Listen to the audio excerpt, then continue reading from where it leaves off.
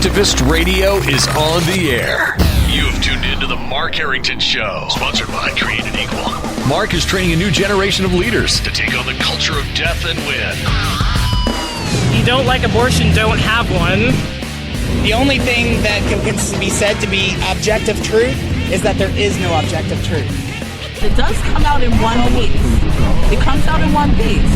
I would argue that we certainly are not all created equal. And now, here's Mark. All right, you're listening to your radio activist, Mark Harrington, here on the Mark Harrington Show, and you can find out more by going to markharrington.org. Find out about the radio show, and also you can go to createdequal.org to find out more about our ministry as we reach out to college and high school students all across America. And as I speak, we are on the road on the Justice Ride, and that is the premier training project for Created Equal, in that we take young people, train them in the classroom, take them on a charter bus to college campuses, high schools, and abortion facilities in the state of Florida. We do this once a year to recruit the next generation of leaders to take on the culture of death and win, because winning's how the killing ends. So that's what we're doing right now as you listen to us here on the Mark Harrington Show. We are currently in the state of Florida. And so what I want to do today, we're going to be talking to two of my staff members here, Vanny Dunn and Lexi Hall, about their experience with Created Equal, why they got in this fight. But before I do, let me just kind of set the stage for what we're going to talk about today. And that is that the next generation of leaders are the ones who are obviously they're going to be leading our country. And that's why we focus on them. But we also focus on them because they are the demographic that is most vulnerable to abortion, high school and college age students. And that's why we focus. But here's the thing. If you look at millennials and those types in that, is it Gen Z? Gen Z? Yeah. Okay, whatever. I don't understand all that stuff really. But they're looking for a cause. They're looking for a cause that's bigger than themselves. And many young people gravitate to causes that, in my view, really aren't as important, obviously, as the abortion issue. The pro-life movement is a movement, not a cause. What I mean by that is a cause is a reason for action. That means, you have a reason to go do something. And there are lots of causes, hundreds of them, if not thousands. In fact, Facebook has almost 500,000 causes. They even have a cause to end Facebook causes. There are just so many causes out there. And a lot of young people gravitate to causes for whatever reason.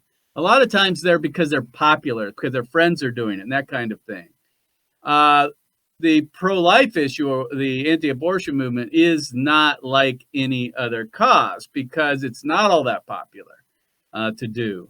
But it's the most important cause or movement that we have facing us in America and across the world, because it is the greatest human rights tragedy that the world has ever seen. And so one of the things we're trying to do at Created Equal is inspire young people to be part of this movement, to be part of this cause, if you will. And that's why we started with our Justice Ride in 2012, recruiting young people to go on the road to reach out to their peers on high school and college campuses. So what I'd like to do here, I'm going to I want to just ask a few questions of Vanny and Lexi as to why they got in this. Hopefully, if you're a young person listening or watching the program, this will inspire you also to get involved and do more on abortion. So here we go. Lexi and Vanny, thank you for being on the Mark Harrington Show. Well, thank you for having us. Thank you. So here we go. Let's start out with you, Lexi. Why did you, or how did you get involved, first of all, and then I'll ask you why. How did you end up getting involved in the abortion issue? Well, I first heard about sidewalk counseling through Coach Dave Doppelmayr. And so Gotta love Coach Dave. Yes, you do. So I started going out with my mom to the local Planned Parenthood. And soon after that, Coach Dave actually told me about Created Equal, and I went on my very first Justice Ride in 2019. So Coach Dave, through his show online, right? That's how you found out about it. And Yeah. then you ended up coming up here for the Justice Right. Why abortion? I mean, is it something your mother, obviously you say your mother got you involved, but why, out of all the things you could be doing with your time, why abortion? Well, I do this because it's the leading cause of death in America. It's taking place over 2,300 times every single day.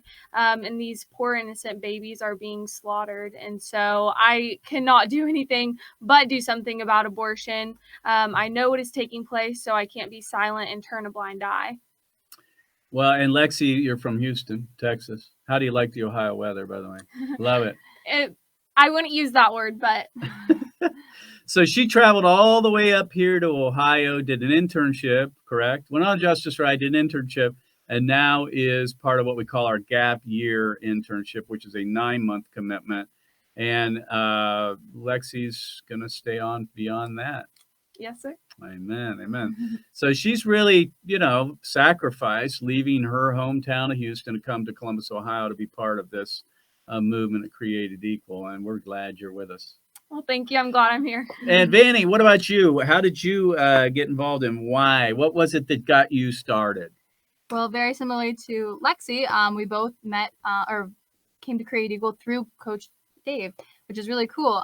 They told us about this awesome pro-life group in Columbus that's actually doing outreach on college campuses and high schools. And once I heard about that and I had a peak of interest about abortion in high school, I decided to go on my very first Justice Ride and been on one ever since, all of them.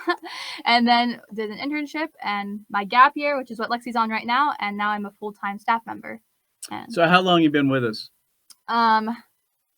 since 2016, I guess, Since the first time you got yeah, involved with first the time I got Justice involved. Right. And yeah. And you come from good stock with your dad, Thomas Dunn, obviously very involved in activism, all kinds of other issues. So you were brought up the right way, and we have an important date coming up too for you. Oh, What is that? April 19th. What's happening? I'm getting married. All right, yay!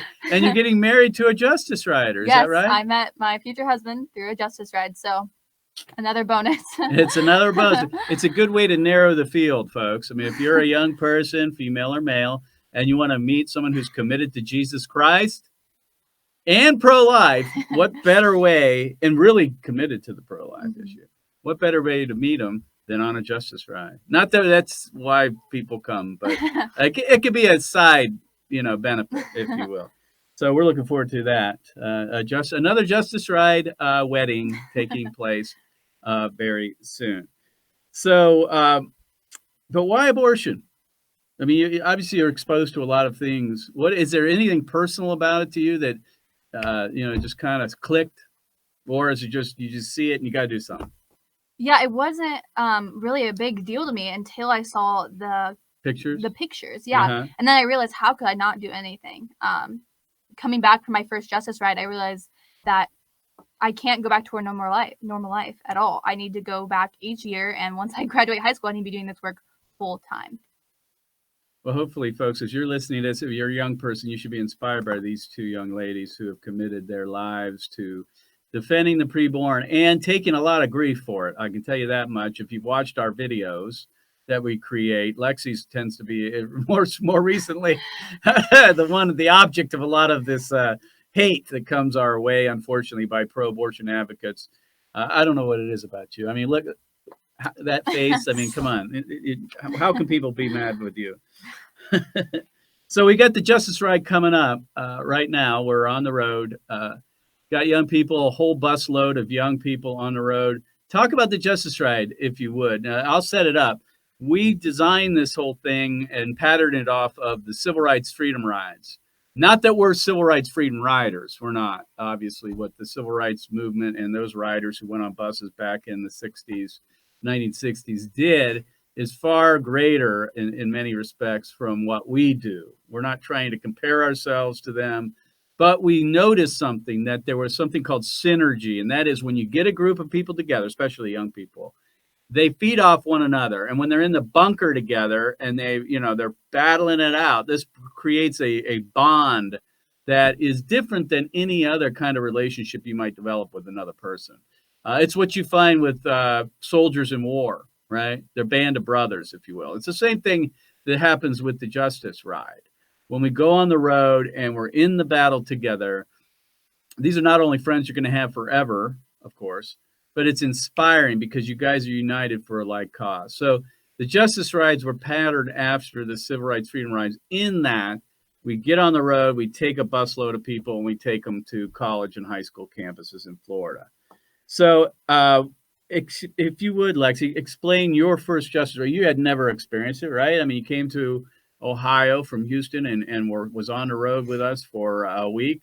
Explain your experience the first time you ever did that. Yeah, so I showed up in Ohio and I was kind of petrified to begin with because I've never gone out to a college campus. I haven't really had to argue the defense for being pro-life. Yeah. Doing sidewalk counseling is much different than going out to college campuses and talking to students. Right. But they trained and equipped us on pro-life apologetics from the start. And we had a lot of people to go ask questions whenever we actually got out to the college campuses. So you had a buddy. Yes, we had a buddy. Yes. Uh-huh. Yes. Thankfully, we had a buddy. So we got to listen into conversations from people who've been doing this for years. And then we got to break off and start doing it on our own when we were comfortable. And it's really just boost my confidence in knowing my stance on being pro-life and knowing how to talk to people about that. So you started out a little nervous. Yes. I mean, it's not something you've ever done. But by the end of the week, how were you feeling? I was confident by the end of the week. I wasn't as nervous. I was like sick to begin with on the first day. But by the end of the week, I was relaxed. Sick or just? Oh, well, yeah. I felt like physically ill, but I did it anyways. Because it was a little bit nerve-wracking. Because I was nervous. Well, and there are going to be a lot of young people like that come on the road this week with us that feel that way. But once you get started doing it, it's like it becomes, it's never easy because we don't like, people are sometimes kind of mean. It's not fun to be, called names and sometimes even worse things happen to us. But we understand that if we're going to stand for Jesus Christ in the public square, we're going to get persecuted, and we need to be willing to invite that type of persecution for his name. What was your experience, Vanny, on the Justice Ride first time you went? Now it's been 4 years ago. So how was your experience on that? Me and Lexi are very I was totally scared and nervous. I didn't know anyone going into it. Me being an introvert, I was so worried. But it was so quick to learn the material and actually get to practice it with my buddy and listen to them and then actually do it myself. And of course, my first conversations weren't as good as the ones I have now, but I've definitely grown, and it's definitely a great tool to have in your pocket, whether you're having a conversation with friends or coworkers, or if you want to do this work more full time. But it was not only a great experience when you're on college campuses, but also with the team itself. You really got to know people, and there was never any worry about not nervous about to ask questions from the staff. You were always welcome to ask questions, even if you were nervous, because there's probably other people on that bus that think the same thing. It's a great environment, and you really do make lifelong friends or future spouses. So, folks, if you want to learn more about the Justice Ride, go to justiceride.org. That's justiceride.org. We're signing up people for next year already. Obviously, trying to expand the program. We think it's the best program out there to train people. We don't believe people just learn in the classroom, filling their heads with knowledge. That's good, but you got to be able to use it, because if you don't use it, you lose it. The best way to learn is on your feet, on the job, on the ground, boots on the ground in front of people that disagree with you. And that's why our people, I think, are the best in the business, because they're facing questions that we would not normally get anywhere else, and that's on a college campus. So if you want to get involved, go to justiceride.org. Also, this summer, we have something called the Day of Action. We don't have dates set for that, but that's a one-day outreach, kind of a mini Justice Ride in which we take people and we train them and we take them out onto the street. That'll be happening here in Columbus this summer, so stay tuned for that. Now, let's deal with some of the things you might encounter on college campuses, all right? Let's just start with you, Vanny. What's the hardest question you've ever gotten?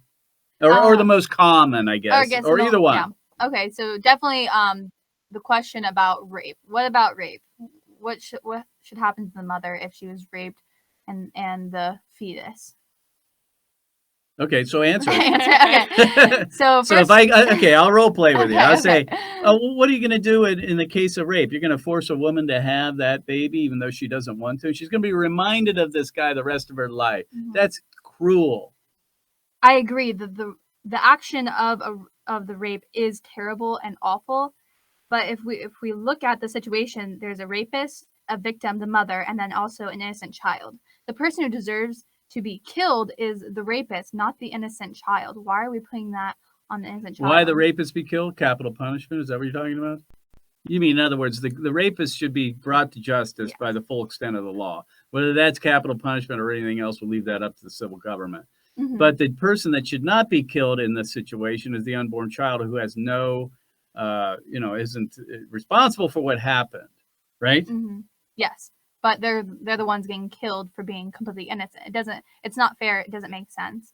And yes, it's a hard situation for the mother. But so it comes down to what is the unborn. If the unborn are human persons from conception, whether they're a product of rape or a product of love, it doesn't change their humanity, and they deserve the right to life, basically. Even though you don't want to be sounding callous, because a lot of times women come up and ask you that question. They've been raped themselves. I mean, they may not admit that, but they've been raped themselves, and they're like, what would happen if I were to get pregnant during that? They think it's the most, reasonable way out. Understandably. I mean, it's just like a horrific thing that happened to them. But abortion in the case of rape does not unrape the woman. That only creates more medical problems and sometimes physical issues. All right, what about you, Lexi? What's one of the most common questions you get on the college campus? I know the rape question is probably the most common one, and for a variety of reasons. They think that it's the hardest one to answer, which probably is, and they're also trying to pin you in the corner, saying that you're mean and unkind and all that. But what about you, Lex? What other questions do you get that might be one of the ones most common that you get? Well, a lot of people object, saying that they're not a human or they're not persons in the first trimester. So abortion in the first trimester, you're just getting rid of a few cells. And so from there, I have to explain to them that no, life begins at fertilization, and give them the evidence that we have to know that that is a scientific fact. And so from there, they can either take that or leave that. We also have abortion victim images of children who've been killed who were in the first trimester, and you can visibly see their hands, their legs, their heads. And even before that, from fertilization, that is a distinct human being that deserves life.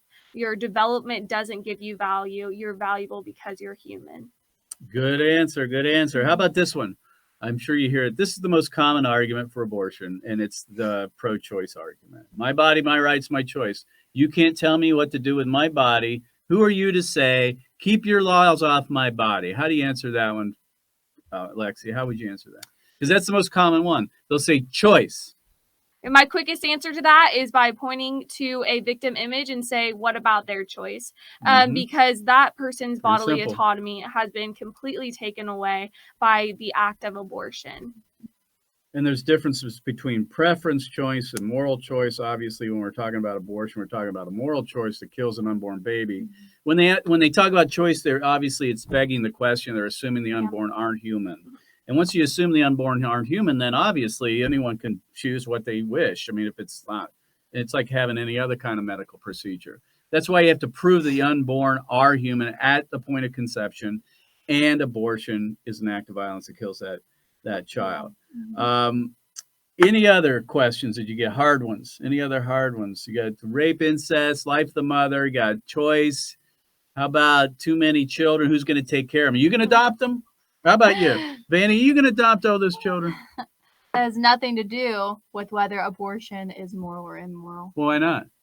Because we're not talking for all the children in foster care. The solution isn't to go kill them, right? The solution is to help Again, them. it's assuming that the unborn are not human, right? Which is almost every single argument for abortion. They assume the unborn aren't human.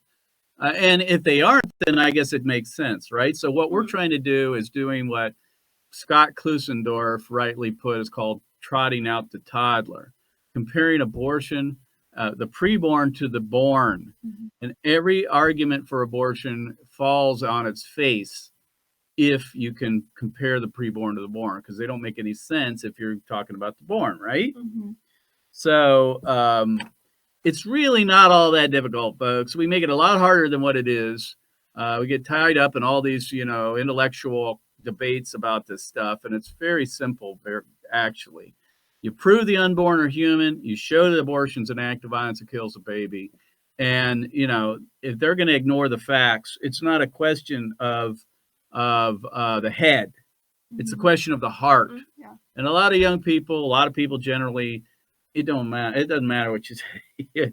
The facts aren't important to them. They want to be able to have an abortion whenever they wish, and they don't even care. And unfortunately, we're becoming a culture now that accepts that as a logical reason for an abortion. What do you do with that? Because when you're dealing with someone whose heart is so hardened, they can look right at the aborted baby and say, I still think it should be legal, and you've exhausted every single argument that you have. Where do you go from there to deal with the heart? Lexi? I go straight to the gospel, because that's the only way that they're ever going to see the truth. If they don't find value in themselves or find value in other people, the only place they will find value is in God, because God is the ultimate person who's given us value. And that's why ultimately abortion is wrong. It's because God has said, thou shalt not murder. So you have to go straight to the gospel. You have to, because all of the other arguments are just, they're logical, philosophical. They make all the sense in the world. But when a person's heart is hardened towards their brother or sister, it doesn't matter. So the softening of the heart has to come through the gospel, through the Holy Spirit. It also points to the reason why we have human equality, and that is because of God himself, who said that we were all created in his image. Hence the name Created Equal, right? So, let's finish up by talking about the gospel and preaching the gospel. A lot of people think that pro-life advocates only care about ending abortion, only care about babies, only care about the fetus, whatever, right? And they don't really preach the gospel. How would you answer that, Vanny? Well, that we don't preach the gospel. Well, that we have two goals here. We're not only trying to save the babies that are dying, but we also want to save the people who think that abortion is wrong. So we're not. They want to say that we're a one issue cause, but we do care about the people that we're talking to as well, because not only the babies are dying, but these people, it's not good for them either. Exactly. I call it the difference between the urgent and the important. The urgent is to save the lives of these babies who are hanging in the balance often, and we're talking to them. We only have a split second or a few minutes to speak to them too. But the most important thing is their salvation. Obviously, we want people to choose life, because it's destructive not only to their lives but to the preborn. But if they don't change their behavior and they don't change their lifestyle, which only comes through the gospel, really, that kind of radical change only comes through the gospel. We've only gotten them halfway there. We're not taking them the full length, and that's why the gospel is so central to what we do. In fact, to my detractors out there who say we don't preach the gospel, I would submit to you we preach the gospel probably as much or more than any evangelist on college campuses. We do, because if you raise up the standard of God's law, which is thou shalt not murder, right? It's going to expose their sin, whether they participate in abortion or not, or they support it. It's going to expose them, and then they're going to have to deal with the morality of abortion. And then, obviously, we turn to the gospel, because we know none of us can hold his law perfectly. And Christ was the only one that did that. And that's the only way we can live a righteous life, is through him. So it's the power of the gospel to transform individual lives. It's so key to what we're doing. So we're sharing that as well as with the just the facts, the science, the biology, philosophy, all of it. It all has to be part of the package, right? It's all a big package that's without the gospel, it's not adequate. It just doesn't. It leaves people hanging without the true answer or the source of all of what we're talking about, which is the source of life, which is Jesus Christ himself, the author of life. Yes. Anyway, thanks for being on the program. Vanny Dunn with Created Equal and Lexi Hall. We're on the Justice Ride right now. If you want to find out more, go to justiceride.org to sign up for our Justice Ride next year, or go to createdequal.org, find out more about our ministry. We'll see you next time. Pray for us. We'll see you next time. God bless you. God bless America. And remember, America, to bless God. You've been listening to Mark Harrington, your radio activist. For more information on how to become a witness against the evil plague in America, call Created Equal at 614-269-7808, 614-269-7808, or go online to createdequal.net, createdequal.net. Be sure to tune to The Mark Harrington Show next time for your marching orders in the culture war.